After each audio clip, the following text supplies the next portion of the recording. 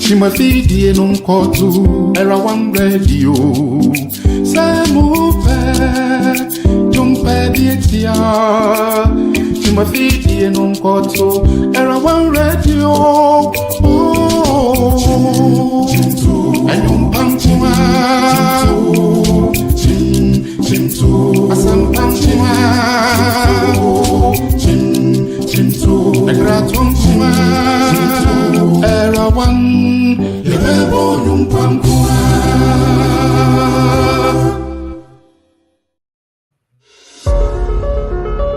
They are four women.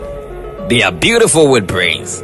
They are eloquent, decent, wise, and experienced. You have heard many, the funny. Now, it's time to hear the experience and the brainy. Meet Selena, Dorcas, Gifty, and Annette as they present the real in common getting.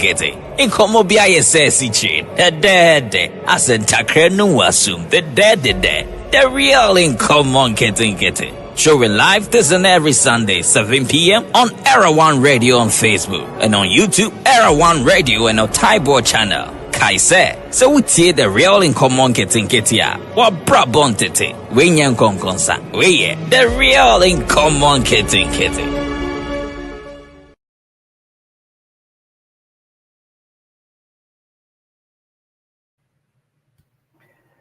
Hello. Good evening, everyone, radio listeners and viewers. It's another Thursday. It looks as if my camera. Your camera again is my camera is misbehaving. Or it's going to be a tough time. But I'll just bring you guys and then we'll just see what we can do. I have to see if I can do some troubleshooting. Anyway, we are continuing our discussion. And tonight we are looking at the chronology of creation. Of course, we started that in a different subtitle. Tonight, we're just going to do a recap. We're going to recap what we've been doing, and then maybe next week we'll take a different topic because we don't want to get you bored for the same topic over and over, although we still have a lot of materials to cover. Anyway, before we go on, I have to introduce my guest, my co-host, our Uncle Max. We call him Uncle just because of his, his smartness and his physicist ability and all that you can think about. So we call him Uncle. We'll give him Professor Uncle Max. He mans our studio in Accra, Ghana. Uncle Max, you are welcome tonight. Thank you, Dr. Boyson. All right, and then also have our usual Reverend Robert Nisaban Akron. Of course, you know him already. He doesn't need any more introduction. If you have any IT problems, he will solve it. If you have problems with the Bible, he will interpret for you. So these are men who are jack of all trades, and they are still master of all. Let's take a little warm-up before we begin. Uncle Max, the next time we meet again next week, Ghana would have had a new incoming president, whether it's going to be Dr. Bawumia or it's going to be former President Mahama or it's going to be Sheda, it's going to be any of the other candidates. What is the temperature, the political temperature back in Ghana, even as you go to the polls on Saturday? I think generally the temperature is moderate. But there are certain places where temperatures seem to be running high. And there have been clashes between different groups of youth. As usual, they get emotional about their preferred candidates and they enter arguments. And before you know it, people's hands are getting slashed and so on and so forth. But this is despite a concerted civic education program to try to get people to understand it's okay for somebody to have a different point of view. It's not a matter of life or death that there should be a difference of opinion. Having said that, I do need to remind our listeners we won't necessarily have a president-elect by next week if no candidate gets more than 50% plus one, in which case it will go to a runoff. Although as things stand right now, it doesn't look very likely that we will have a runoff. But you never know. There have been rumors of people being busting from Burkina Faso and all kinds of skullduggery going on. So the official result may well confound people's expectations, as often happens in this part of the world. But whatever we pray for peace and for cool heads and tempers to prevail, that everybody should be safe, and that the will of God be done for this country at this time. Thank you. So if I the report from the ground. Thank you for the report from the ground. If I were to push you to be one of the prophets at hand tonight, who would you be leaning towards? Would you want to do a little prophetic utterance tonight, or you want to stay away from that, or do a prediction? I would actually lean away from any of the candidates because none of them seem to understand what God wants of leadership in this country, except for one person, perhaps. He's called Cranting, but he's an independent candidate. He doesn't have very much resource behind him. So although he talks a lot of sense, as a potential prophet, I cannot elevate him beyond where he is right now. So the exit polls and polls that have been taken to date would suggest that former President Mahama is ahead, shall I say, at this point. Wow. But in African politics, you never know. Anything can Surprises happen. often turn up when you least expect them. Well, tonight I know I have two prophets on the line, but one is giving Mahama, and I know my other prophet will give it to Baumia. So I don't know whose God is going to win tonight. Nisaba, do you have any rejoinder? Anything you want to say?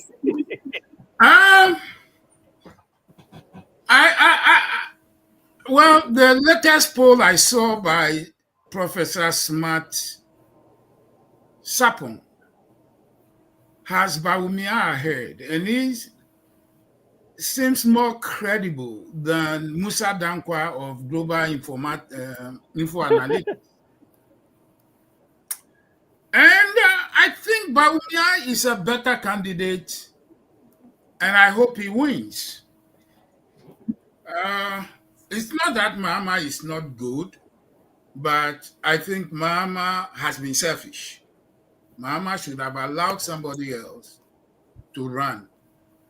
Think about it. All the way from 2008 to date, it's been Mahama. Why? Are there no men in NDC?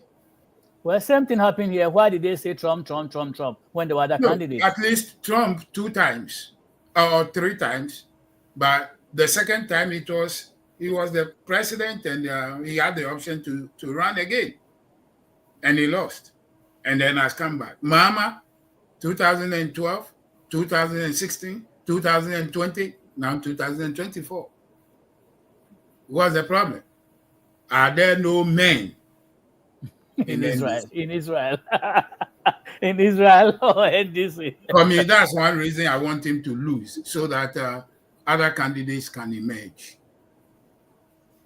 All right. I'm glad you guys are not sitting in the offices or chairs of the prophetic. Otherwise, we'll be confused because we have NDC God and we have MPP God. So me, myself, I'm neutral. I don't know where I'm leaning, but at least I'm glad you guys are not one of those people who call themselves the prophets who are giving us, those information. So we like educated, should I say guesses or predictions or being analytical of what is on the ground and what could possibly be. So I'm glad you have your taking. That's fine. Thank you very much. All right. Let me jingle up, and then when we come back, we don't have too much time tonight. We'll go on our final lap. Stay tuned.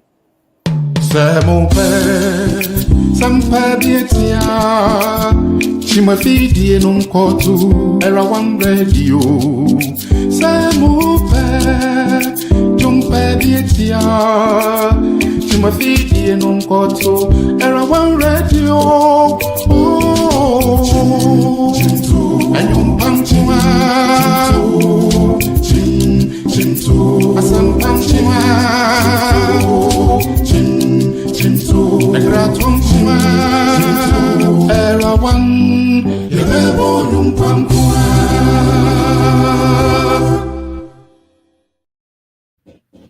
All right, we are back to Era One Studios on behalf of my studio manager, Dr. Sertutu, also known as alias Ostus. We are bringing our broadcast to you from the studios all the way from California. Tonight, we are broadcasting live as usual on Facebook, YouTube, and also Modern Ghana Radio. The number to call in hasn't changed 240-280-2633, or if you want to text, it's 510-931-0946. We are continuing our series on the creation. Genesis chapter 1 through 5.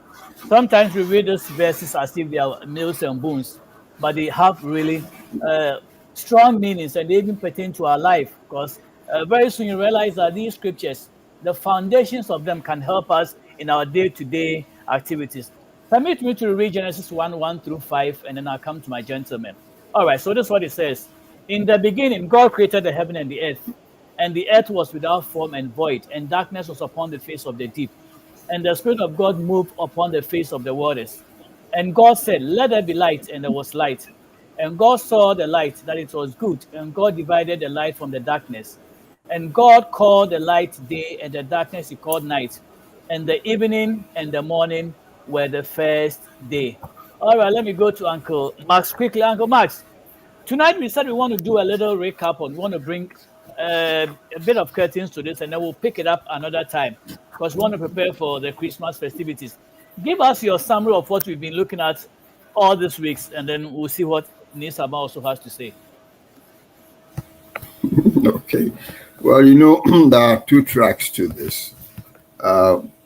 One view says the first verse captures all of the subsequent verses, so it's a summary and an introduction. The other view separates the first verse as part of, or rather, it includes the first verse, I beg your pardon, as part of the process, which seems to me to give rise to some contradictions or uncertainties or ambiguities. And this is one of the reasons it's important to study this thing very closely so that we have a deeper understanding of how things happen. I would like, however, to introduce an idea. Many people who move from the US to Ghana, for example, with electrical equipment from home, will realize that they need to bring a transformer to step down the local Ghanaian 220 volts to the 110 volts that is typical of appliances in the US. So the transmission of electricity also on a broader scale requires step down transformers and equipment at various stages, from the power station, which is generating very, very high voltages of 110,000 volts, for example, in order to minimize transmission losses, down to a local station, which might step the voltage down to 10,000 volts, and then from 10,000 to a local transformer, which may step it down to 240 volts or 110 volts, and so on. So this is the nature of an electrical distribution grid. Now, what I'd like our leaders to think about is that creation is not different in that we have the power of God, which is, if you like, a complete synthesis of everything that there is. Infinite speed, infinite frequency, infinite energy and power, and so on.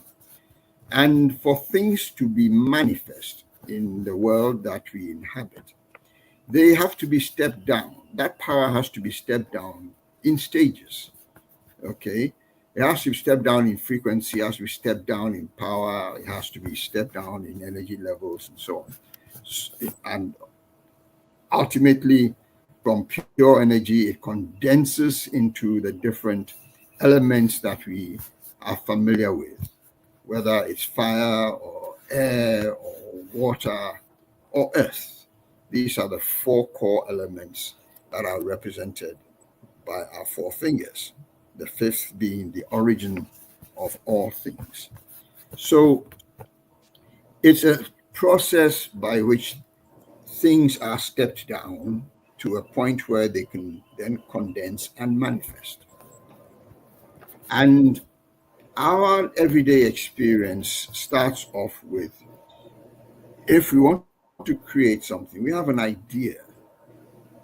That idea will not see fruition until it is given flesh and blood, or until it is given material expression.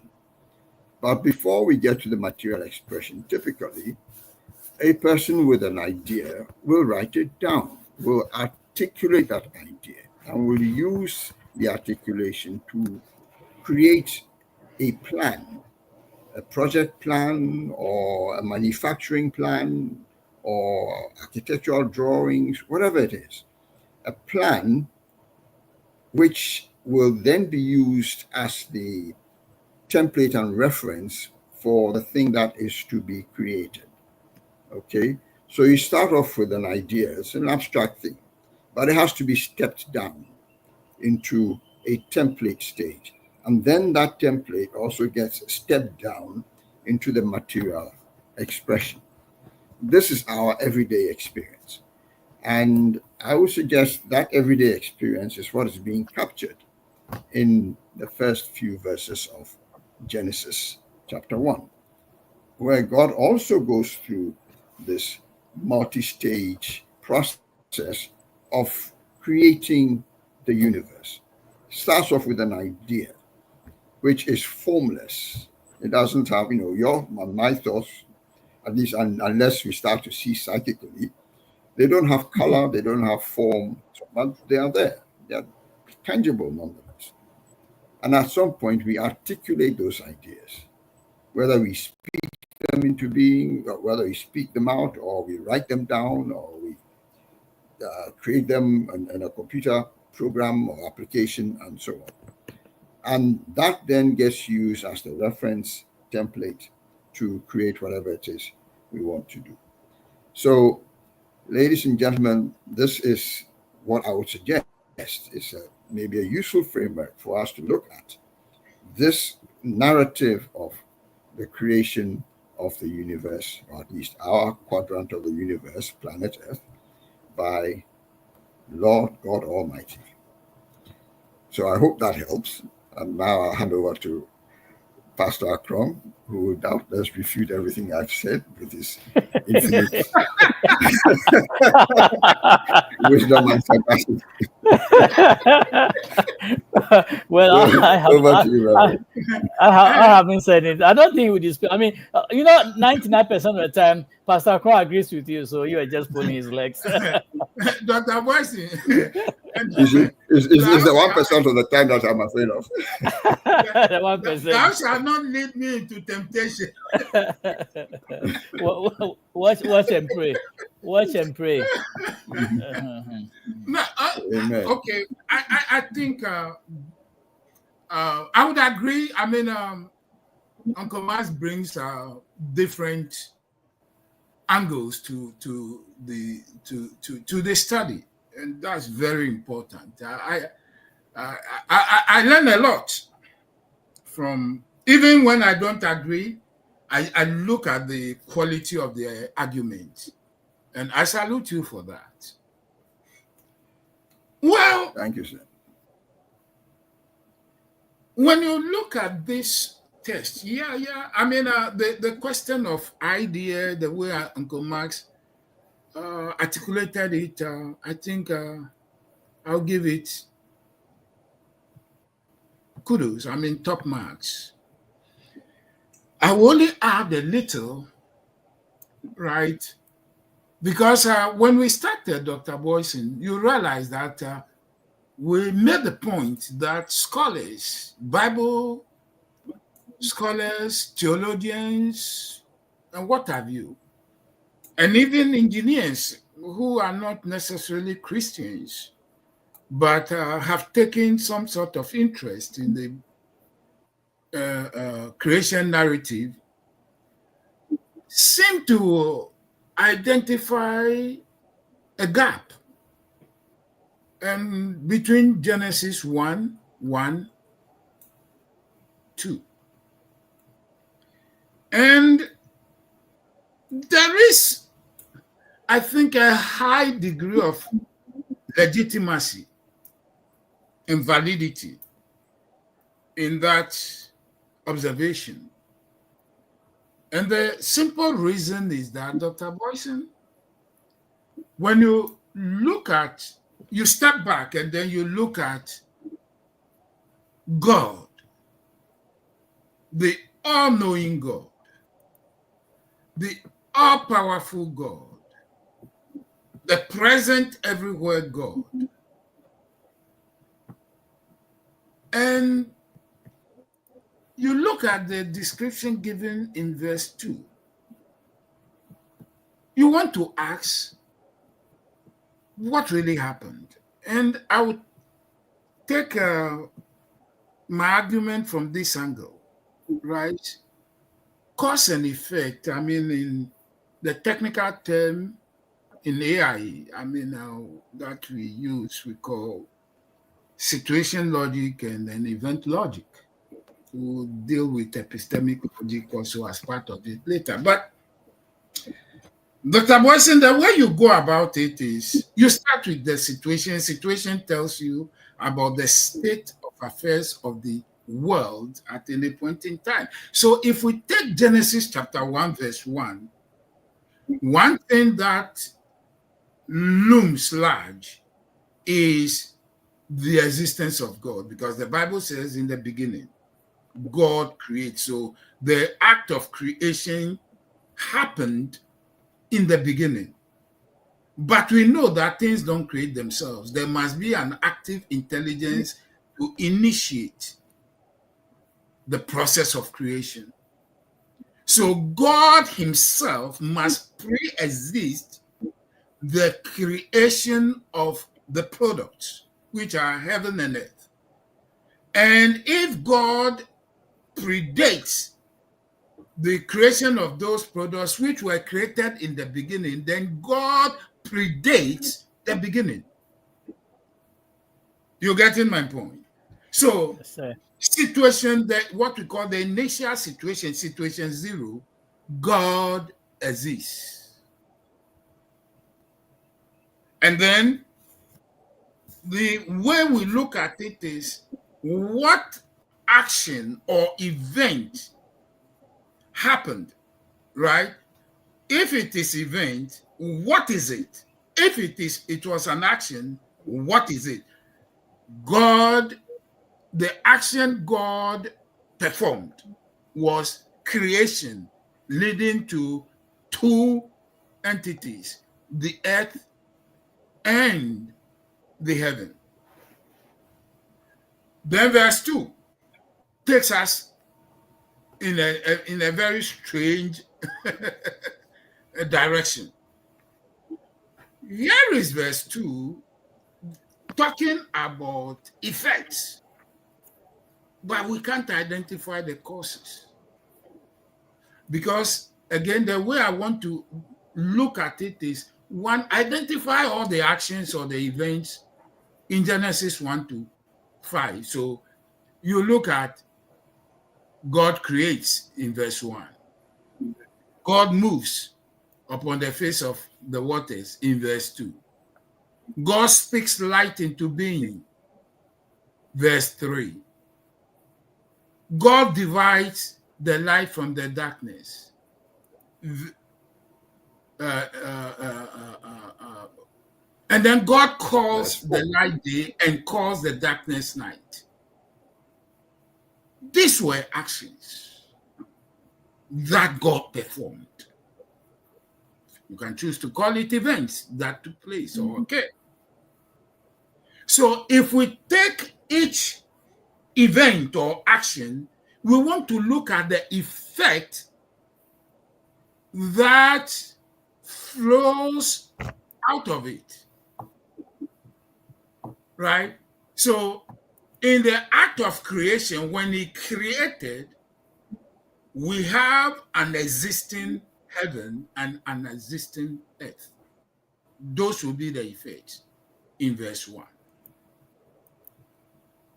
Now, of the other events or actions, which of them would you assign as the cause for the descriptions or definitions given in verse 2 as the earth being formless, the earth being void, the earth having its depths covered with darkness? What event or action caused it? Or are we to go back and say that God, when he created the earth in verse 1, he created it without a form. He created it, in a state of void. He created it with darkness covering the deep of the earth. And we realize that we can't actually, one, identify any of the actions performed in verse 1 to 5. Neither can we also say that God created the earth with those features in place at the time he created it, which will be situation 1. And that becomes the problem we have to solve, right? And that is why some scholars, quite a number, believe, and I tend to subscribe to that school of thought, that God, in Genesis 1-2, God is creating a model for the ultimate creation he will undertake. They call it the creation of a mini him called man, right? So God, as the good teacher, creates a model for his students to follow, to get the sort of results he gets whenever he undertakes a project. So you go back to Genesis chapter 1, verse 2, and you are asking, what does the term the earth was without form, what does that mean? What does that term, the earth was void, what does that mean? The description, darkness was upon the face of the deep, what does that mean? So if we take them one by one, Dr. Boyce, we realize the earth was without form, which was structure. And if we are going to go the way of geometry, that means the earth was an object, but it was not a three-dimensional object, which means it had length, it had width, but it didn't have depth. That will make it a shape. The earth had shape, but it didn't have form. Because form is a geometric term, meaning three or more dimensional figure. And the number one thing there is depth, which therefore will make the earth a container, because every container must have these three qualities. Yeah. Must have length, it must have width, and it must have depth.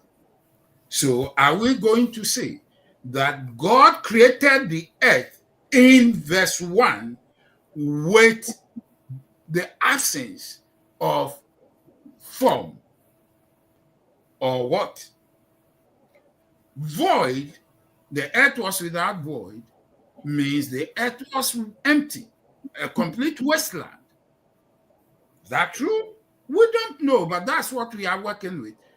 And then the author says the earth was completely dark because darkness covered the face of the deep. Oh, that's an interesting introduction of the word deep. The earth had depth. but that depth was covered by darkness. Oh, something to work with. So now the author goes on and tells us, now God himself, his spirit moved upon the face of waters. Confirmation of what Dr. Mark said, the four elements: water, earth, fire, and air. So we are looking at least one element there which tells us, oh, then the earth had matter. If water was present at situation 1, then the earth cannot be void. The earth cannot be void if it had water, because water is matter.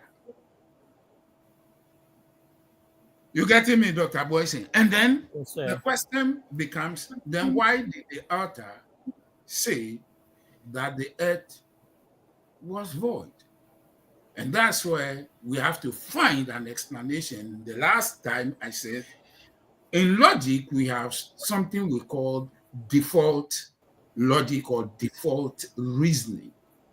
And what it does is it allows the person or the investigator or researcher to jump to a conclusion simply because he must move on, but he is stuck in a place where incomplete data is making it difficult for him to actually make a definite conclusion.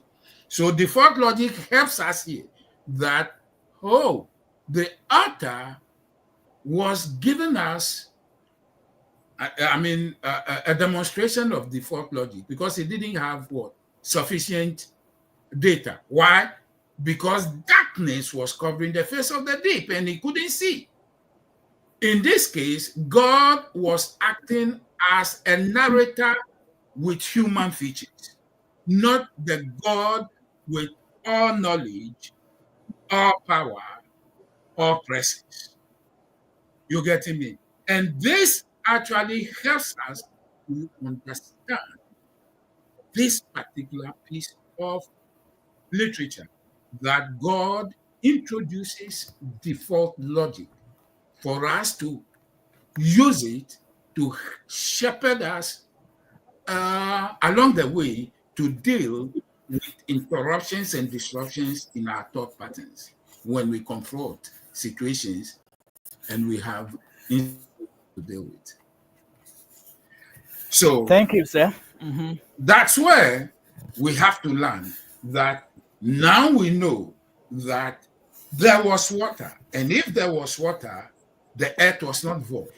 And if the earth was not void, then the earth was also not shapeless.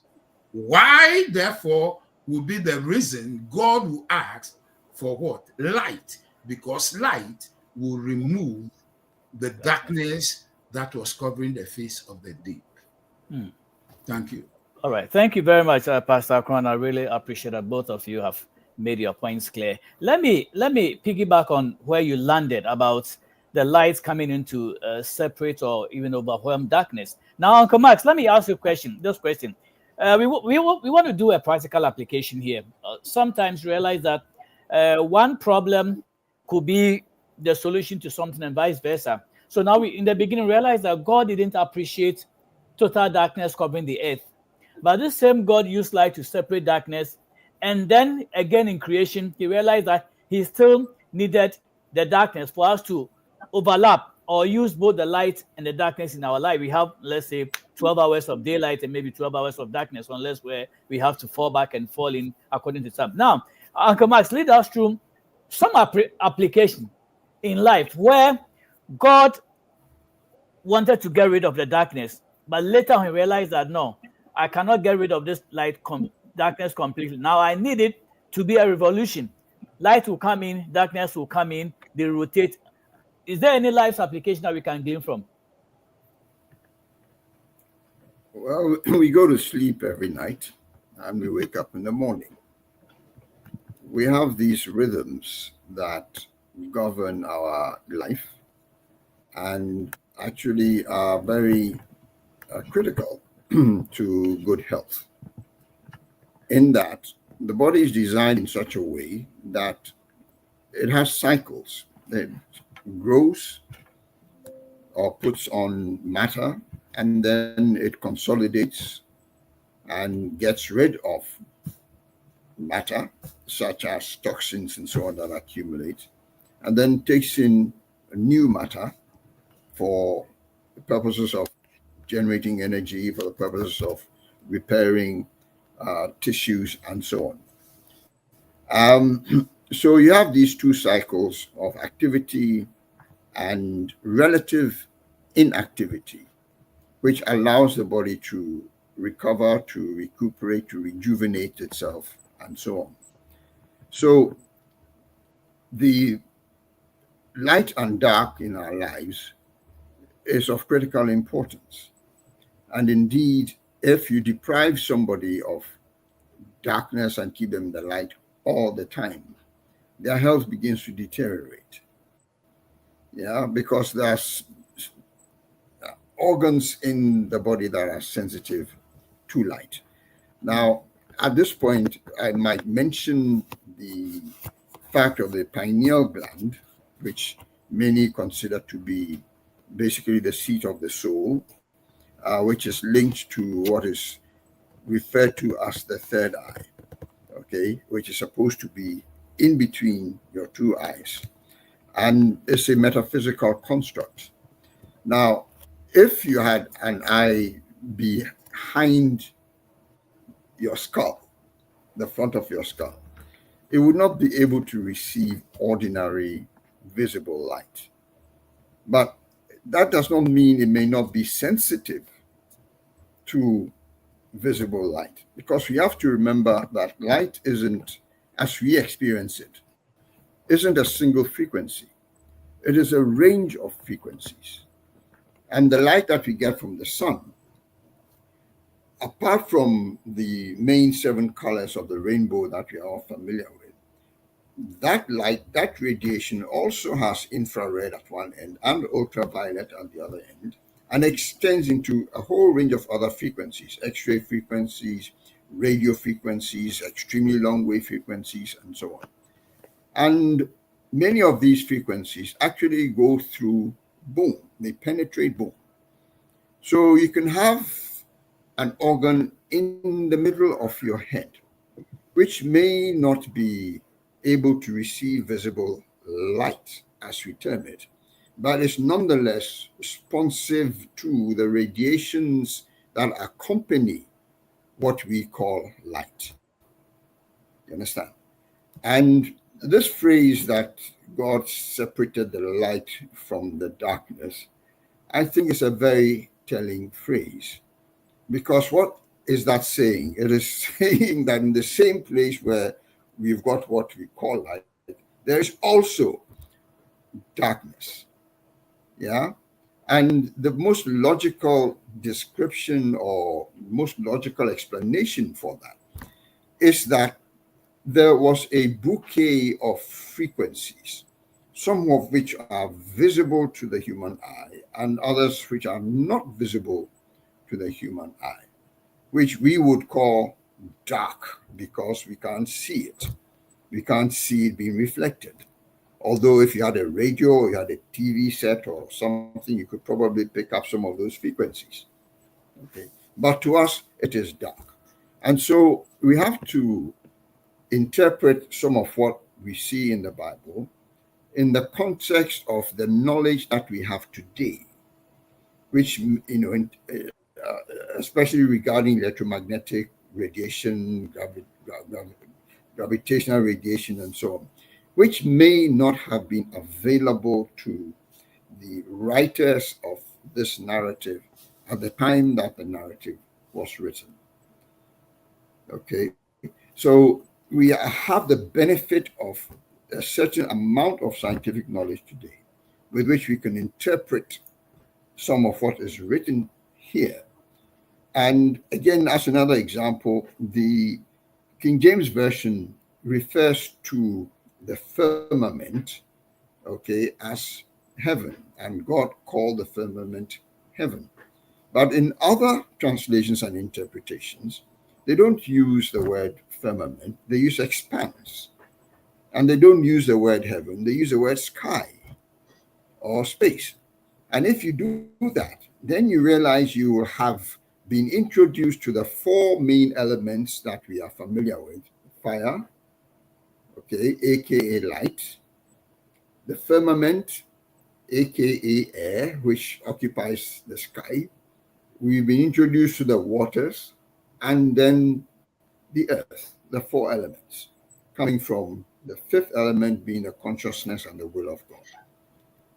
So I don't know if that helps, but our life today, our lives are conditioned by the rotation of the earth, the trajectory of the sun, and the revolution of the moon also around the earth.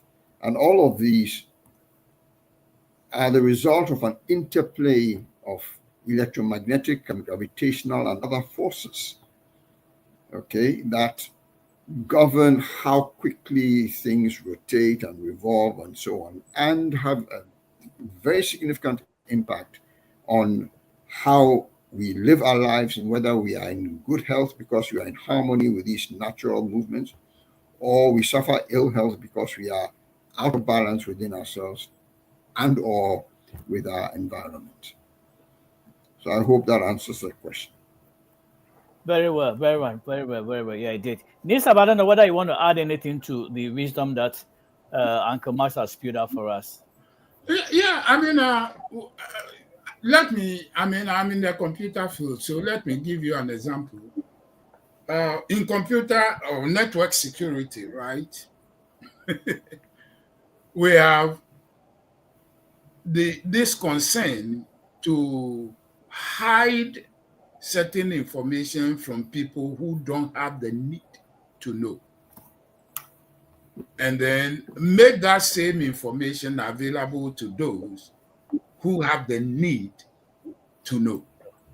So we have what we call encryption and decryption. So if I take light to mean something that can be seen, right?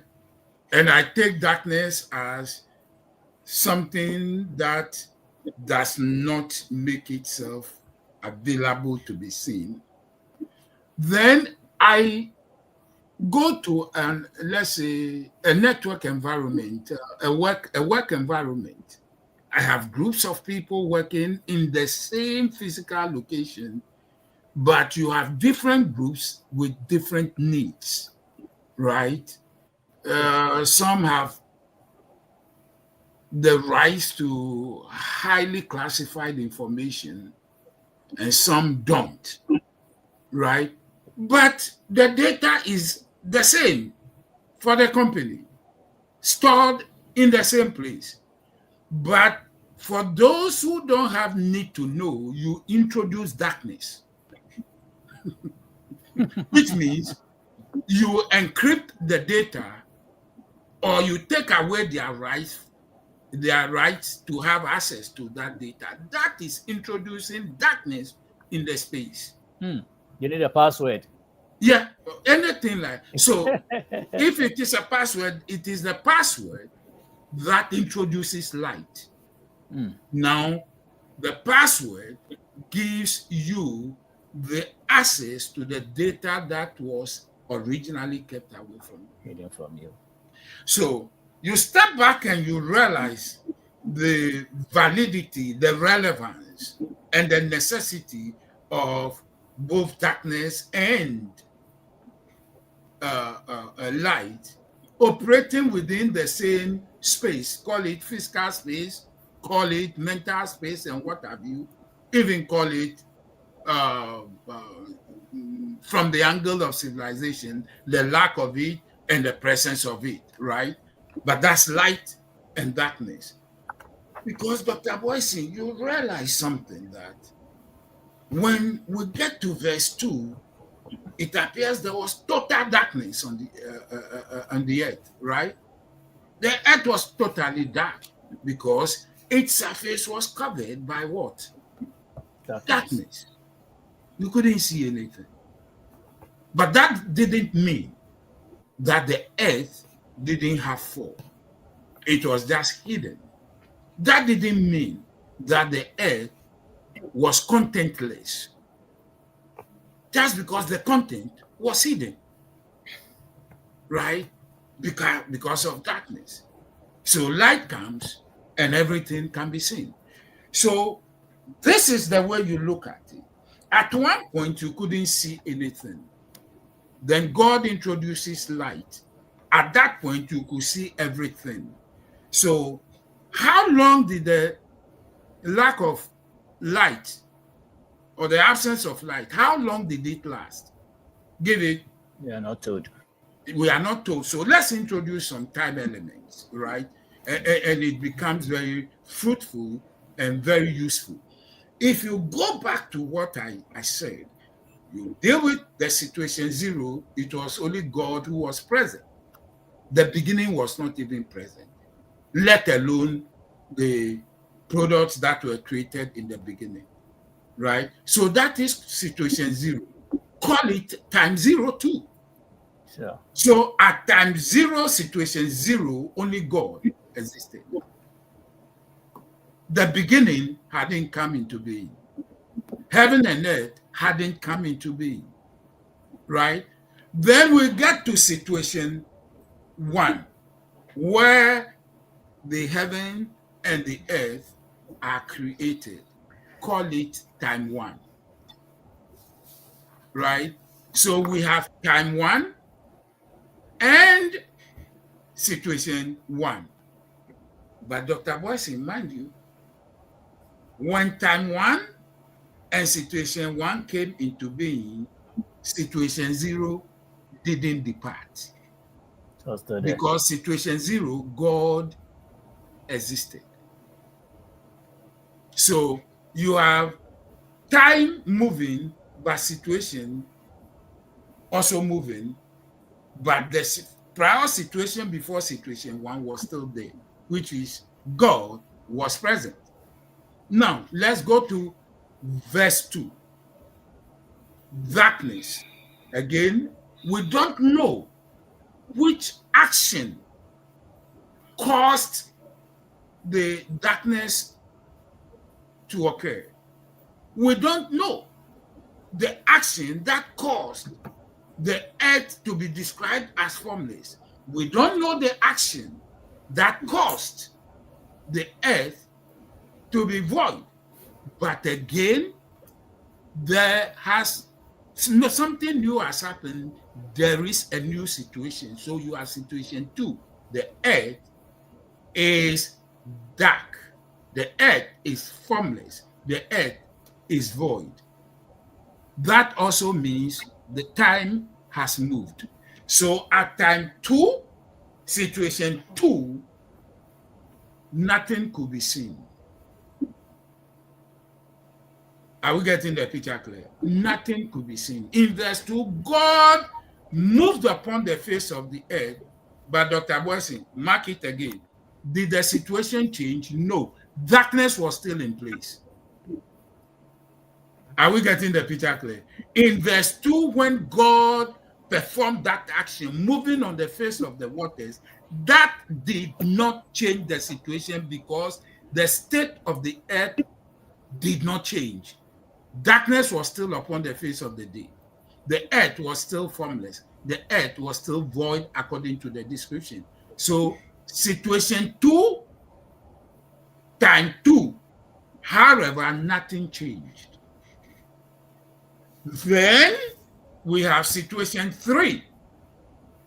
God introduces light. So Dr. Boyson, look at what is happening. Situation 1 still, situation 0 was still there. God existed. So you still have the existence of God. In verse situation 2, you still have the existence of God. However, the earth had undergone a change, right? Then situation 3 comes in with new time 3. But this time you have all light and no darkness. Isn't it amazing? It is. Yes, because in situation 2, it was all darkness, no light. In situation 3, it was all light, no No darkness. darkness. Then again, are we going to say we entered into a new situation where There was a now blend.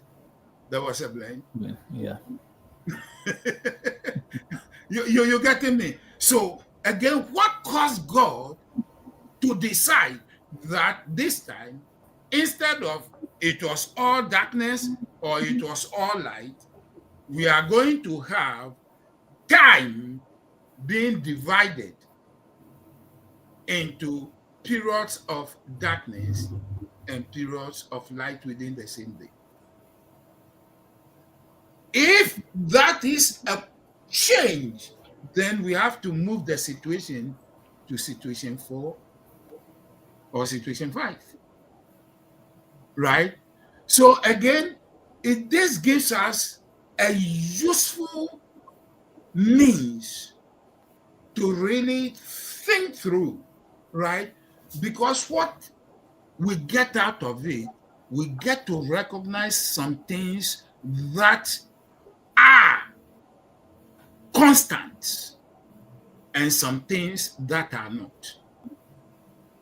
And if we agree that constant can be either constraints or enablers, then take yourself as a businessman. Take Ghana as an example. Ghana as part of the earth, the part of the world.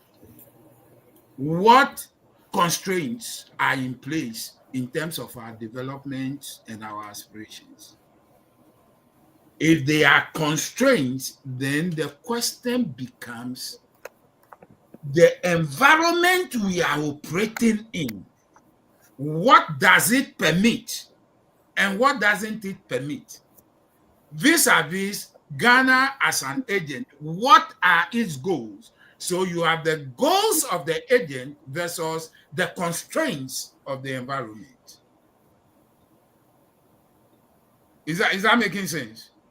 Yeah. So which status will you put Ghana now? Are they in darkness or light, or they are in a blend? No. Now I am using the constraints rather than particular. I'm saying that if we have moved from situation to situation, that means the state of the world at any point in time, right? Because at the time when there was all darkness, no farming could take place. No photosynthesis.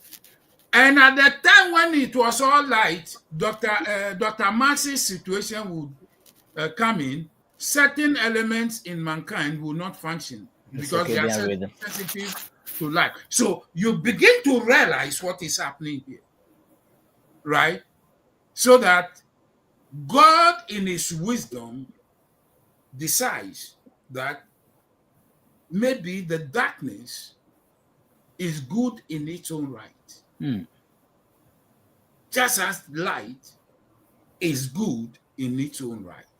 So why not let me share the same space, but actually assign each of them a time to operate within the same space. That is why Kojirago said that if you want good music, good harmony, play both the black and the white keys. Yes, sir. On that note, Uncle Max, would you want to come in? We have 2 minutes. Oh, I'm not sure there's very much more that can be added at this point. Just for one something.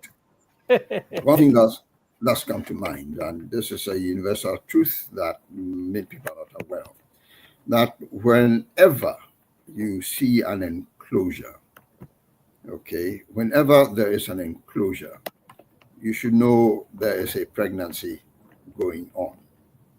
That's something. Okay.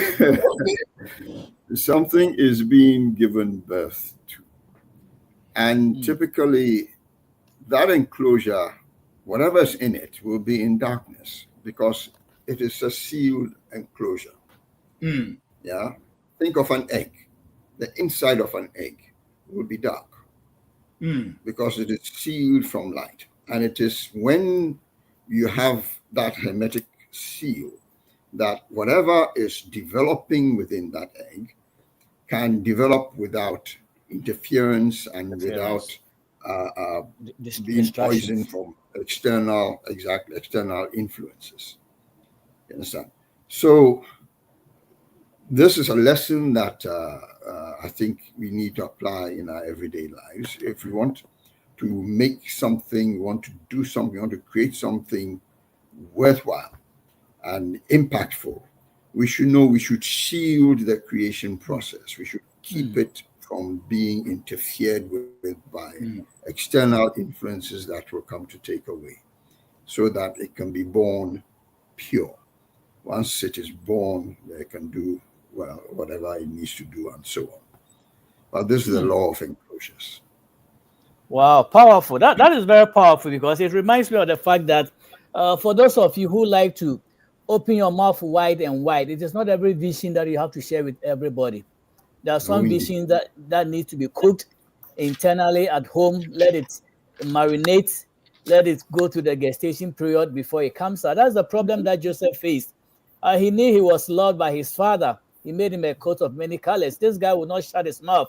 Everything he sees, he wouldn't, blah, just like some of our so-called prophets. God gives you a vision, instead of just twisting it a little bit and adding wisdom and knowledge, they just open it blah, and they cause division among family. So this darkness that these gentlemen have been talking about, it's very important. It applies to our life. When you have a vision, it doesn't mean you should go ahead and go to CNN and announce your vision to everybody. Yeah, I'm Joseph.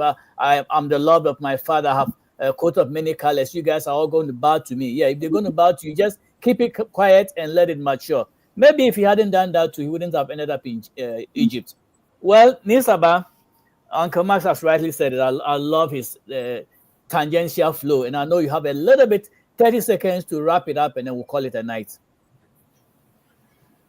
Dr. Boyson, the Bible is a very deep spiritual book and a very deep manual of life with everything that could happen in life hidden somewhere within its pages.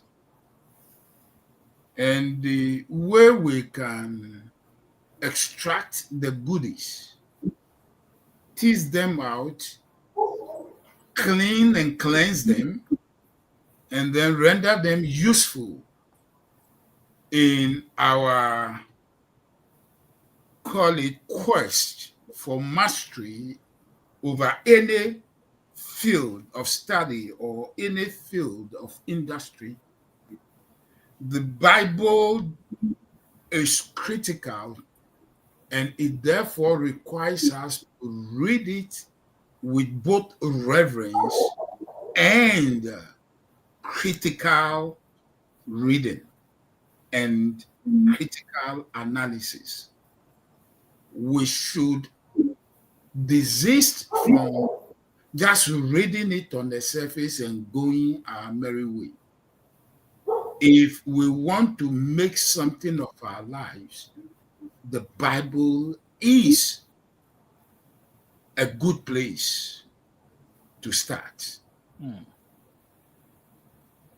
Therefore, this Bible study, as I have said over and over again, I said Bible study, this show we have, the goal, my goal is get us to become thinkers. Not just thinkers, but achieving thinkers.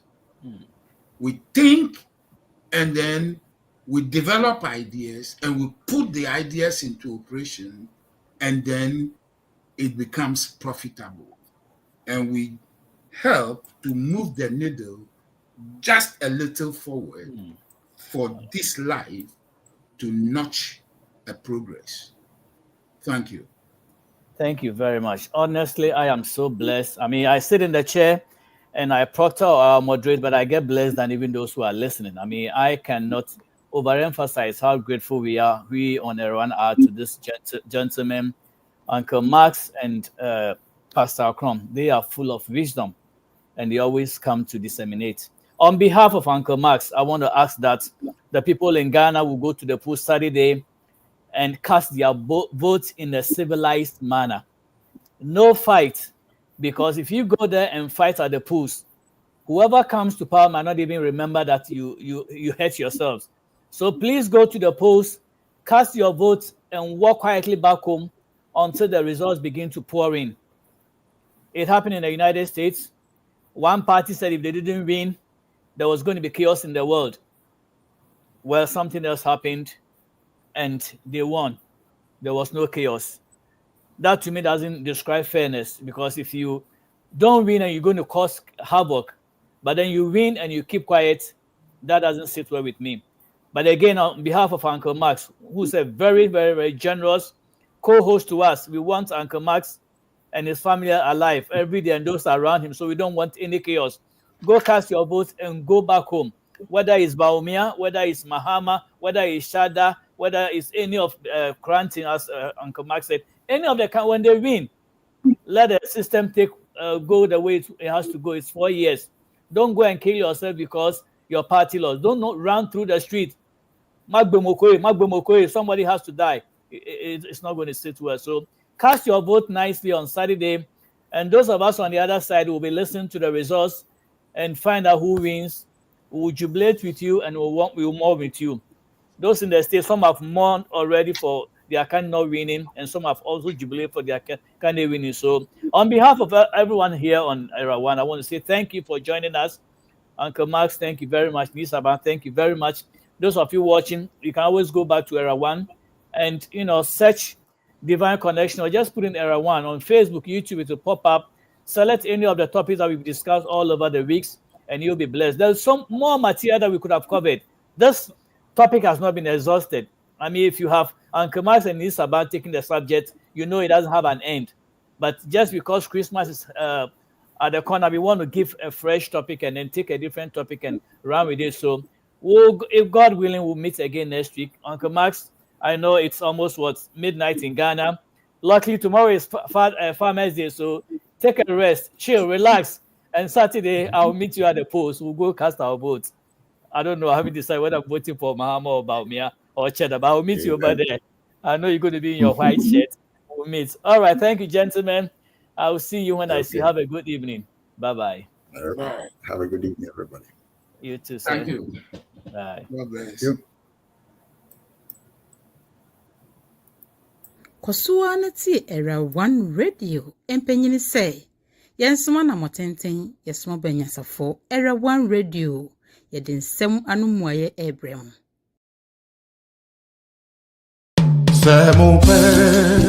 Sampa bietia Chimafidi nunkotu Era One Radio Samupe Jumpa bietia Chimafidi nunkotu Era One Radio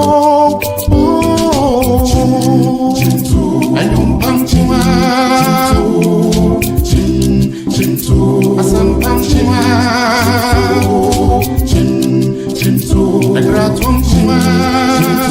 Era One, Yebo Numpampu.